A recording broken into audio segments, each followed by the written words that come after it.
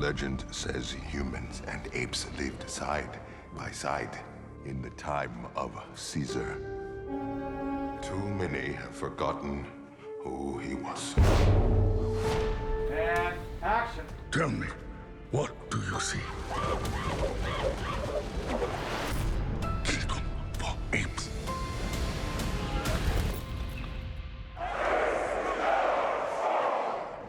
One of the big ideas is taken from the cave wall in Dawn of the Planet of the Apes. Ape not kill ape, apes together strong. And the last one was knowledge is power.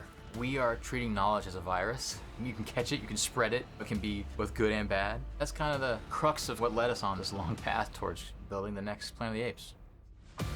It is a completely new generation. The fear of the unknown, it's something deep-rooted in our society that I think is obviously present. It's now the apes' planet. So we either get on board with that or we're done for. This is our time. This is my kingdom. What a wonderful day!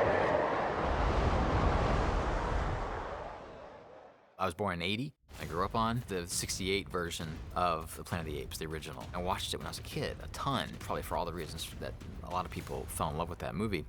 But at the time, it was the most cutting-edge makeup effects that's ever been done, right? And now it's the most cutting-edge visual effects ever done. I've made 4 movies now with Weta. They are the best in the world at what they do. They just are. Had it not been for Weta, I mean, just on the technical visual effects side, in terms of the texturing, the fur, the eyes, the specularity in the eyes, the kind of just the digital mastery of making those apes look like real apes that can talk. I mean, I don't think any other company in the world really goes anywhere near them. Can we not slow down? No. No, I feel incredibly lucky. I feel like someone's giving me the keys to the expensive car. So I have to be careful. I can't wreck it. All right, cut. But hopefully I get to give it the gas and take it for a spin. Wes has so much energy. He'll come and explain what's happening for the scene, and he'll do every sound effect and movement. He does the bombs and the wind. He says, and you come in, you go, oh, and then, You sit down. What I love about Wes is that he has such glee at making movies. That's why I think it's fantastic. I'm actually here, now part of that long legacy of these movies. We wanted to try to bring a little bit more fantasy into the movie. I wanted to see lots of different types of worlds. So we go into giant skyscrapers, cliff faces, woods, ocean, sand, and rust, giant underground caves that were the remains of old airports. Big, visual, exciting stuff. And I was asked about what would you do with the next Planet of the Apes movie.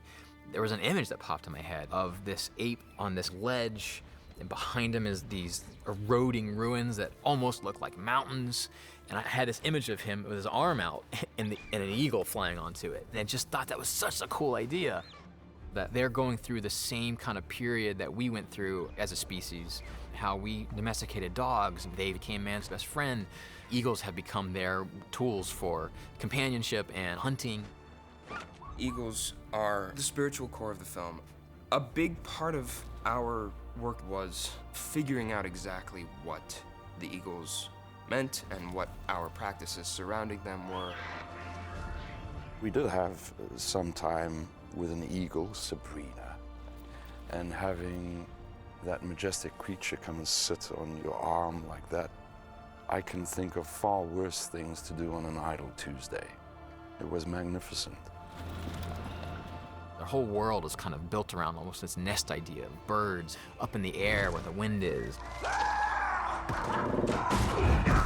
And ultimately find out that our apes live in what's left of the old power towers. Something you can't pass up as a production designer is to build a whole new environment that no one's seen before. The Eagle's Nest was a really tough set to design and orchestrate.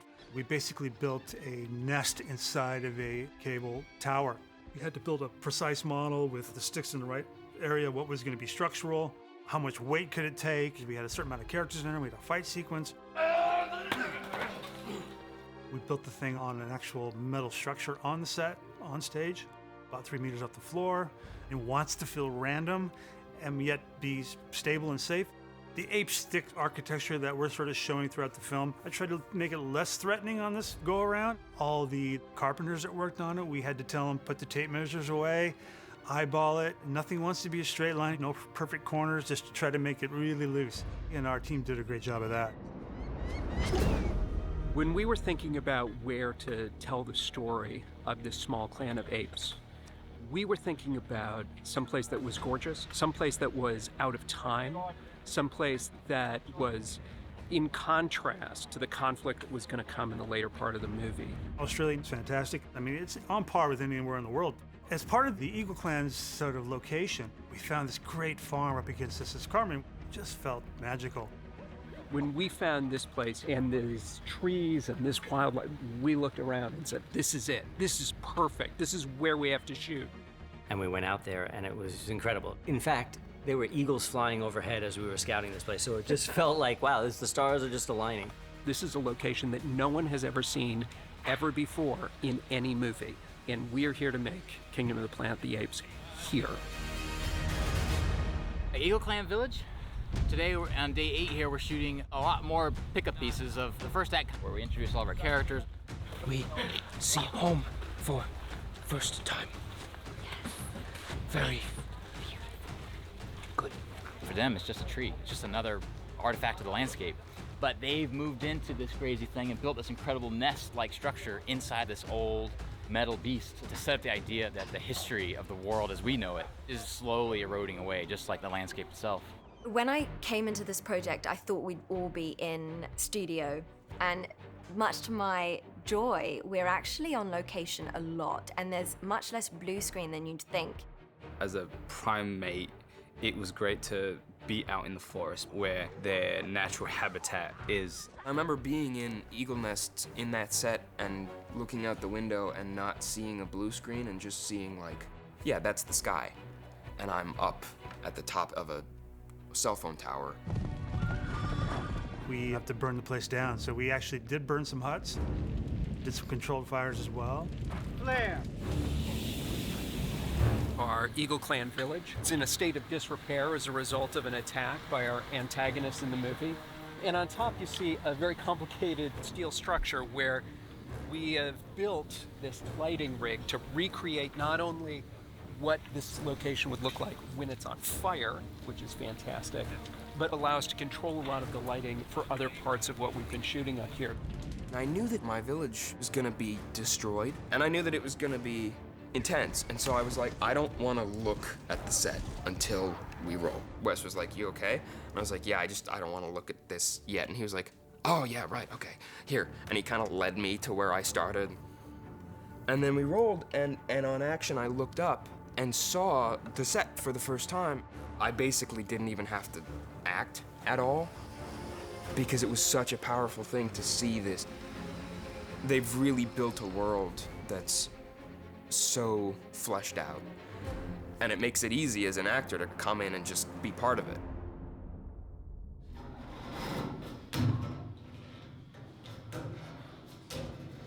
To be able to move around as a chimp all day is putting your body in quite a different physical position that your body's not used to, so it's very demanding on your back, on your joints. You have to be very careful with really how much we do.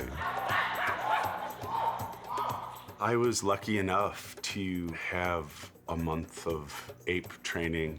We studied the anatomical differences between the human skeleton and the ape skeleton. Pound per pound, they're just so much stronger than humans. All of them have a different type of anatomy which informs the way that we move. It was more of a physical jump, just figuring out how to move. I'm just gonna stay an ape, I think. I don't know if I want to go back. Super fulfilling, super fun. That felt good. I cannot speak highly enough about our ape training process, and as we call it, Ape School. Ape School broke the bubble, and we created such a strong trust with all of us. We'd spent hours improvising. When you do movement work with physical actors, bonding is extremely important. The main thing about the bonding is that they learn to teach each other as they work. It really feels like we're all in this together, so we look out and we watch each other and we kind of give feedback on each other's performances.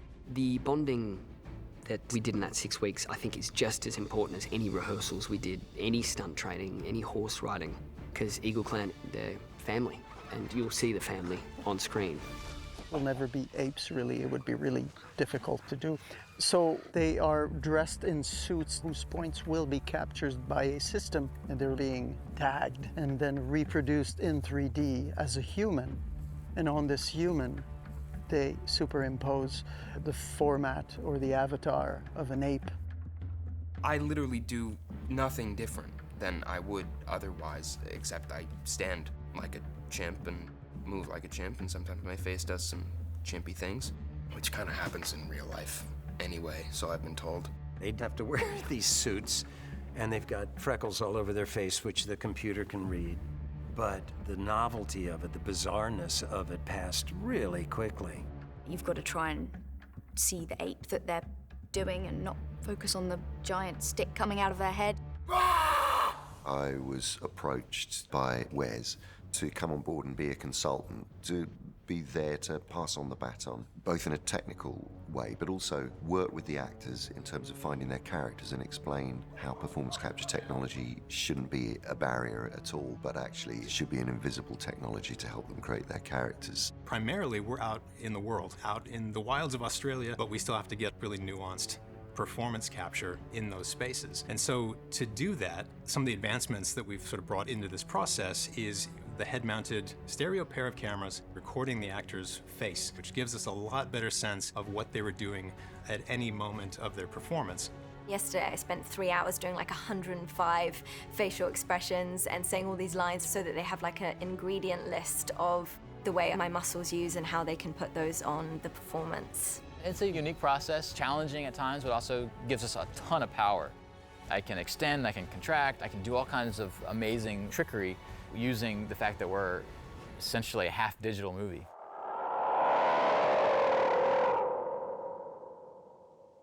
I was a fan of the previous films, and the world we're trying to create just feels bigger than they were able to at that time. We got a couple of homages in there from those films. An iconic sequence in that first movie about a human hunt where the apes round up these feral humans. And we are shooting a version of that here. We're using this river as where we meet our feral humans who are meeting at a watering hole with other animals. They're at peace.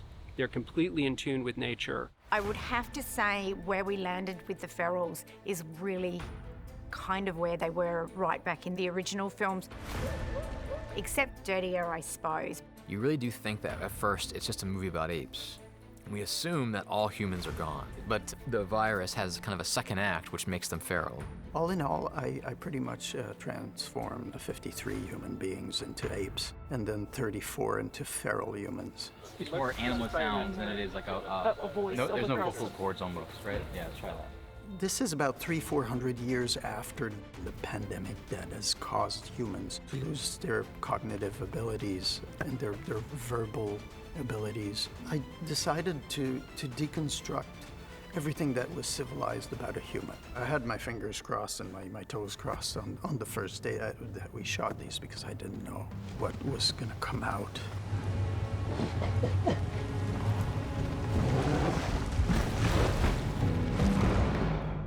Get them coming out first and then have them come over.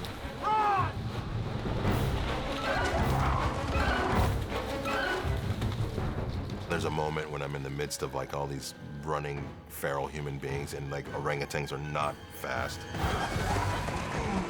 But these humans, and he's just in the middle of all this thing and just kind of lost.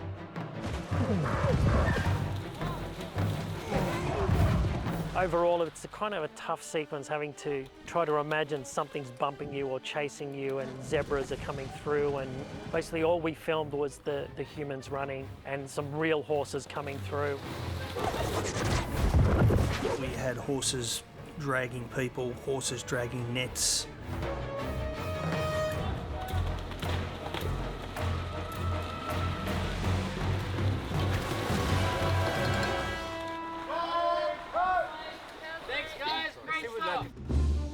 The most difficult scene was on a bridge, a man-made set piece. We had water rapids going under the bridge.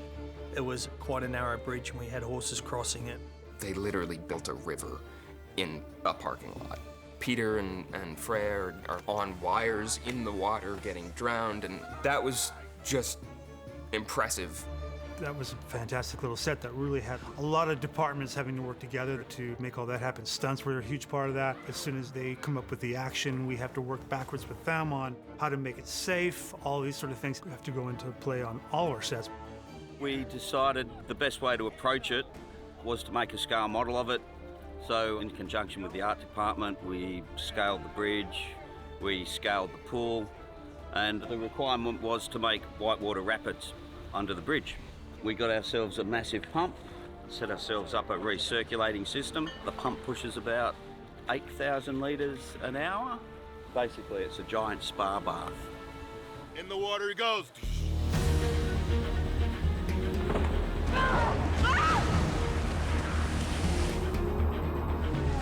Hold on! To get Freya ready for the net trap water sequence, we did some rehearsals with her hanging upside down and then dunking her in the water. Pause for a second, pause. She needed to be underwater in the rapids with her foot caught in a net for an extended period of time and be comfortable with it, which she did remarkably well. The way the river was coming, when I was like this, the water went straight up my nose. But it was worth it in the end. In general, I like to be able to do everything. I just think it helps you have a sense of what she's kind of going through, doing it yourself. And also, I just find it fun. I love being in the water. I like the adrenaline of doing anything like that, and being able to like get a shot done, see it at the end is kind of satisfying.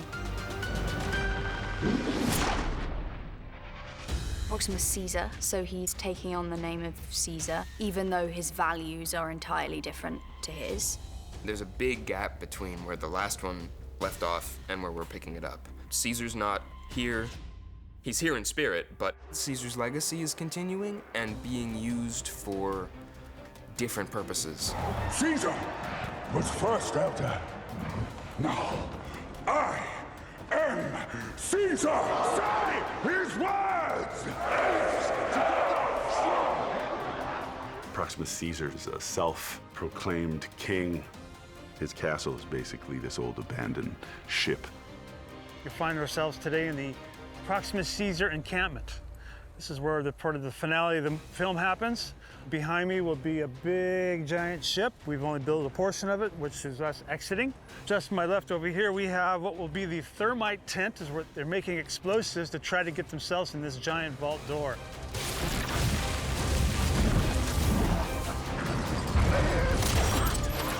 So big vault. We have the silo inside. This is where the humans live. These were built specifically, in theory, all over the world to house the humans from the disease. As time went on, this one didn't turn out so well. We went to painstaking layers to create the rusty look, which is starting with MDF wood, making it look chipped edge so the rust has that effect. And then we get to the paint level, which is, guys literally by hand doing every edge, creating this sort of realistic rusty interior. So what we're trying to show here is the backstory of what this place was, which is sort of the wharf and the infrastructure that was put in to build this silo. So when you look at this wall over to my right, the actual doors and sort of surround to the doors was all part of that silo build, and the infrastructure to do that is shown out here and will be shown in the CG environment. So we have a lot of extension going on here. We've just built the elements that we need to interact with. So it's big super tankers, beach tier, container ship that we're only showing barely 10% of.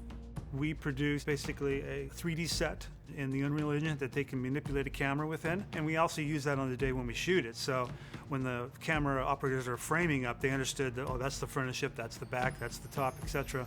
May will now come in and open the doors as they were meant to open by mechanical means. It's been a massive couple of months, and it's kind of nice to wind down and, and finish it off with a bang.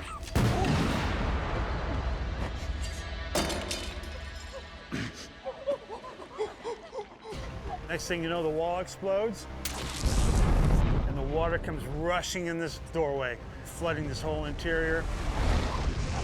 People are scrambling, apes are fighting for their lives, trying to get up, trying to get to a safe position, and then we continue on from there to our finale. They built some fantastic sets on this movie. They're absolutely massive. These kind of movies, it's about a world. We're taking people to a world that doesn't exist. So a lot of it's got to be created, stand in a real place and give the actor something real to react to and be in. That's the difference in these movies. It was the difference in the first three, and I think we're continuing that same trend, is it takes place in the real world. We have real sets, we have real props, we have outdoor locations, we go to places that are beautiful and interactive. It also adds a reality to the world that the special effects can then live in. We've really worked hard to figure out what should be practical, what should be digital, and how we marry the two together to give us the most authentic, grounded look. This franchise, it's gone through generations. I mean, my grandparents watched the originals. At the essence of it, there's a lot of human struggles, and sometimes it's much easier to see that through the lens of watching something else. You maniac! You blew it up! It's a touchstone of science fiction. It deals with issues of justice and how we think about ourselves in relation to other people and other creatures. Take your stinking paw off me, you damn 38! No! It's a great privilege because you feel this has such a rich history. I remember thinking to myself, I would love to be on one of this one day. We certainly don't make these movies just for ourselves, and it's certainly not lost on us the appreciation, I think, that audiences have for this franchise. With this movie, we're taking all of that history and we are building on this amazing tradition and taking it to the next level.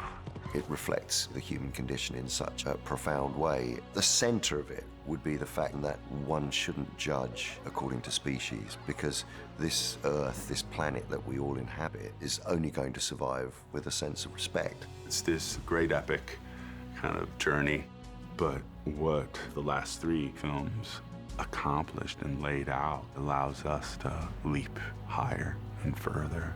I must destroy their kind. It still honors the previous trilogy, but it absolutely is not like a direct sequel. It's a new chapter in this long-spanning legacy of movies. And because they are apes, they allow us to look at deep issues about ourselves. You cannot trust a human. Can ape and human live together? I don't know.